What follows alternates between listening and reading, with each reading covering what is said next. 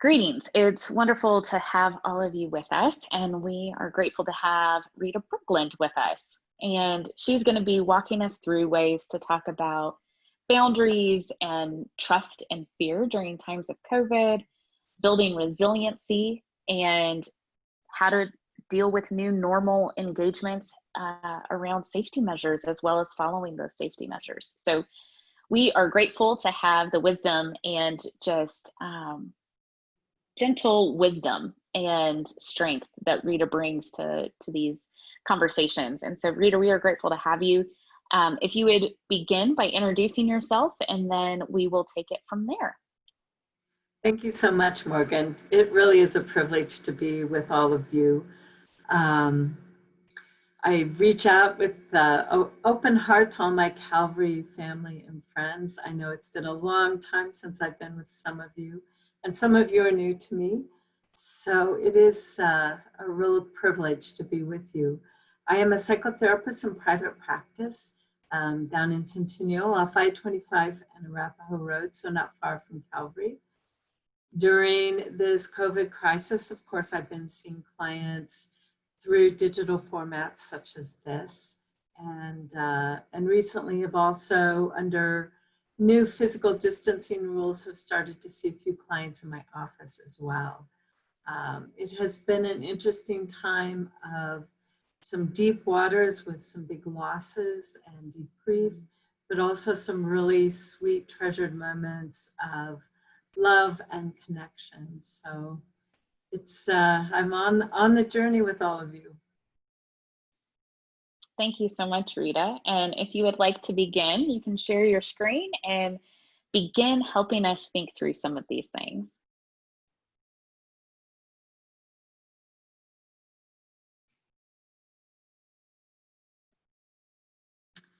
So one of the things Morgan asked me to talk about was boundaries and how we're navigating boundaries through this time, especially when we're getting so many mixed messages from the media. We're getting mixed messages sometimes from our families and our partners. So it's a new world, and we are developing skills as we go. One of the things that, and now my screen isn't letting, oh, there we go. One of the things that came to me during our work with our son and our own children was to realize that good boundaries are about good contact. If we're practicing good boundaries, we experience good contact.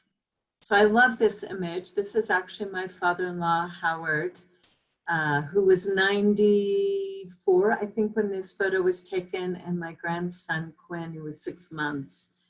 And if you imagine, there's a bubble around each of them. And those bubbles, as they meet, they create what we call the contact boundary. So there are two people here having their own complete experiences, and at the same time being completely present to each other. So I know I have good boundaries when someone can fully show up to me with all of who they are, and I can show up fully to them with all of who I am.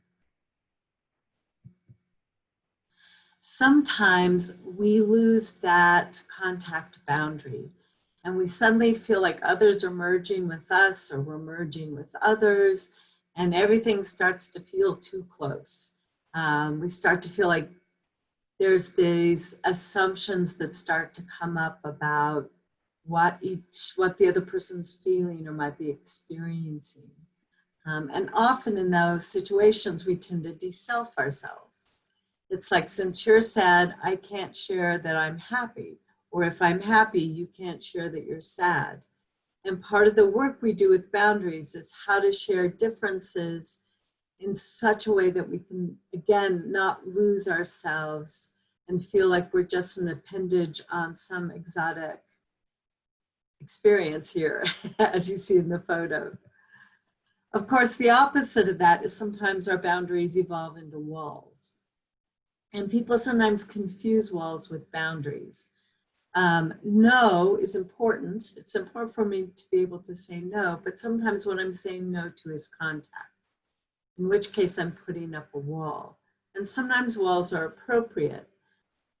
And sometimes walls can also cause us to feel abandoned. So rather than engulfed or emerged with other people, I can feel too separated and too apart.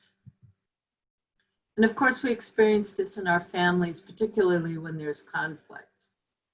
And a lot of us grow up with the great Disney love stories, Hollywood, that if you loved me, you would just know what I need. And of course, this gets us into great trouble. And most of you can probably have your own stories about this. When we are born, of course, and Morgan, many of us are very happy about little Julian joining their family. When they're babies, of course, they don't have language. They can't tell us what we need. So we have to use the best of our intuition and our attunement skills to figure it out. And sometimes we just need to experiment until we get the response of them being comforted. Often, because that was our initial love experience, we expect that even as adults from the people who we consider our love partners in the world, our spouses, our children. And when that doesn't work so well, we run into major problems. So sometimes when this communication is breaking down, we begin to tell ourselves stories about the other person's behavior that are not based in the reality of that other person. And we get stuck in our own inner stories. I don't know if you can see it in this illustration, but the gentleman in the image is saying, she thinks I'm incompetent. And the woman is saying, he just wants to get his way. And of course, we have no idea what either of them are referring to or what has caused them to get stuck in the conflict. So sometimes it's good to step away and examine, what is the story I am telling myself about the people in my life? The friends who I don't think are showing up, the family who I don't think are showing up, those who are being too demanding. And to examine, are these stories a part of past hurts? And how do I then check these stories out with the other person? Can I imagine creating a new story with my loved ones?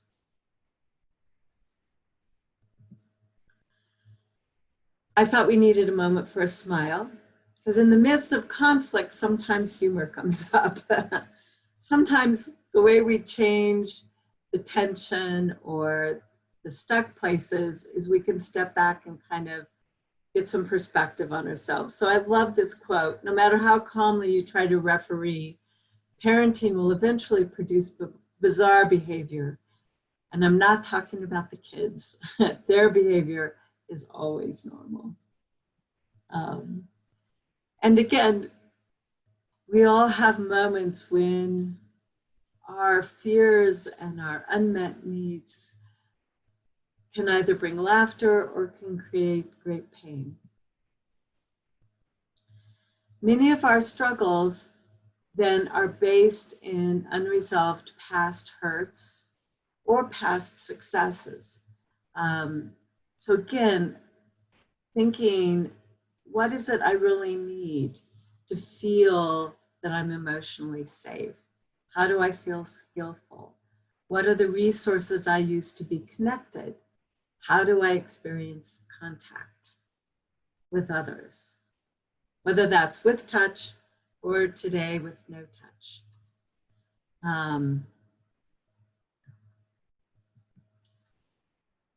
going to back up. Any questions at this point, Morgan? Or clarifications?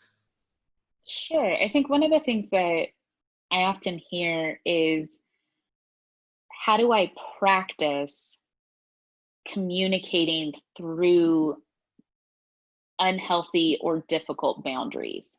How do we begin practicing those conversations? Because if there already is a strain in that boundary or a difficulty, it can feel like I'd rather just coast through than try to engage differently, because what if I just make it worse?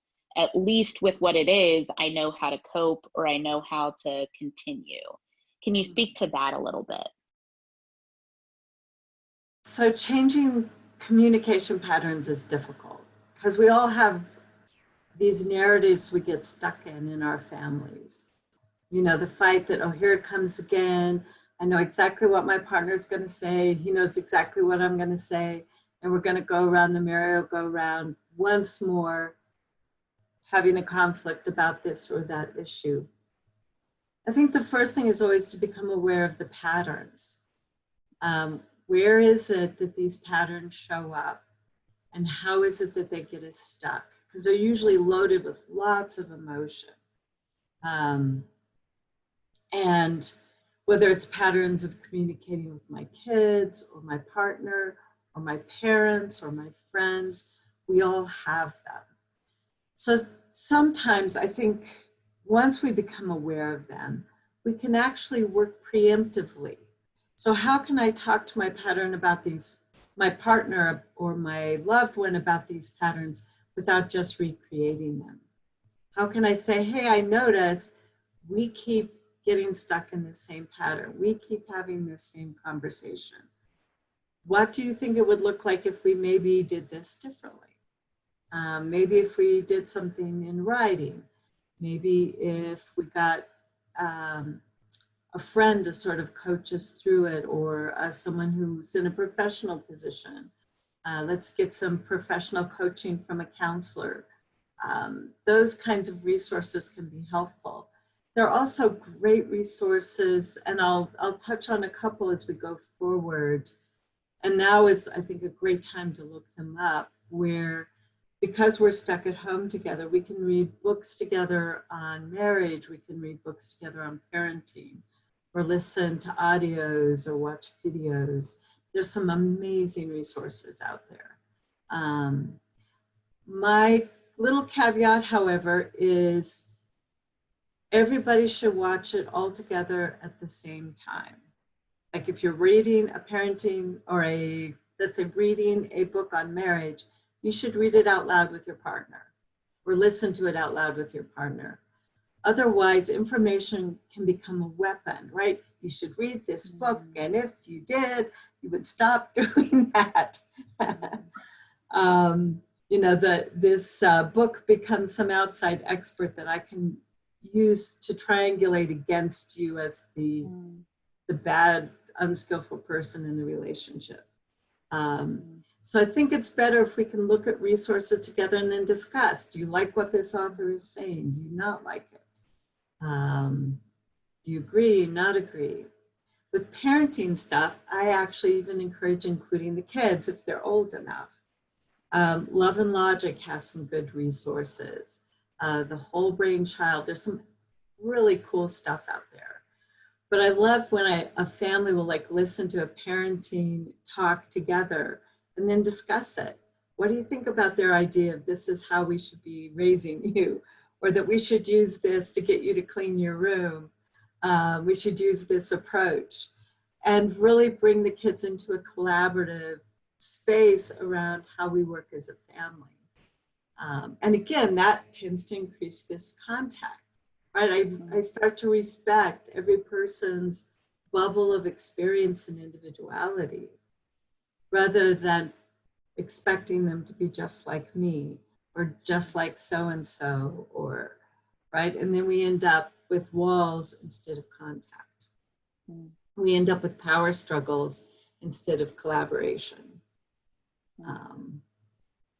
So yeah, I'm all about let's get everyone resourced